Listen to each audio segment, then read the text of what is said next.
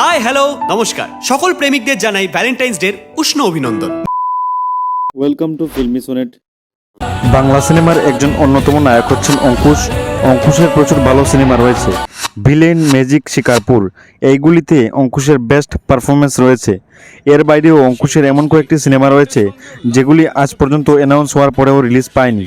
আমিও কাউকে ভালোবাসতাম, তাই ভালোবাসার মর্মটা বুঝি।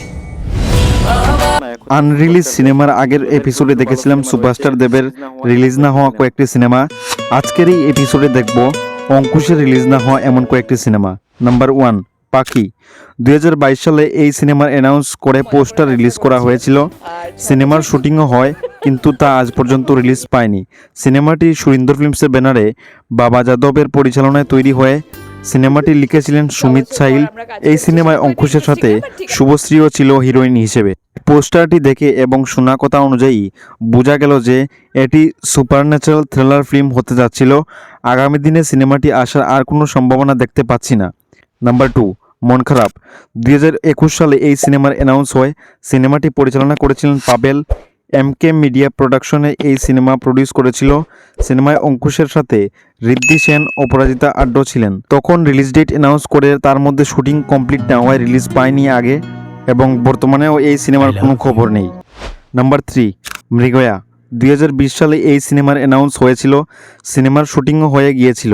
সৌভিক ভট্টাচার্য এই সিনেমাটি ডিরেক্ট করেছিলেন। অঙ্কুশ ও দর্শনা একসাথে এই সিনেমায় ছিলেন। এটি একটি ইনভেস্টিগেট থ্রিলার ফিল্ম। সিনেমাটির নাম রাখা হয় মৃগয়া প্রথম অধ্যায়। সিনেমাটি আসবে কিনা সন্দেহ রয়েছে। Number 4, D4 dance. 2018 সালে SBF এই সিনেমার ঘোষণা দিয়েছিল। 2018 সালে ঈদে এই সিনেমা রিলিজের কথা ছিল, কিন্তু আজও রিলিজ পায়নি। বাবা যাদব এই সিনেমায় ডিরেকশন দিয়েছিলেন। নুসরাত ফারিয়া ছিলেন হিরোইন। ডান্সের গল্প নিয়ে এই সিনেমাটি হওয়া খুব প্রয়োজন ছিল, কারণ বাংলাতে এর আগে ডান্স নিয়ে সিনেমা তৈরি হয়নি। নাম্বার 5, অসুখ বিসুখ। 2023 সালে এই সিনেমার ঘোষণা হয়। সিনেমাটির ডিরেক্টর হচ্ছেন কৌশিক গাঙ্গুলি। অঙ্কুশের পাশাপাশি ঈশা সাহা, সায়নী গুপ্তা ও পরমব্রত রয়েছেন। সিনেমার মহরত হয়ে শুটিংও শুরু হয়, তারপর সিনেমাটি বন্ধ হয়ে যায়। A few moments later. তাছাড়া সাজগর বলে একটি সিনেমার নাম শোনা গিয়েছিল, তার পরবর্তীতে আর কোনো খবর মেলেনি।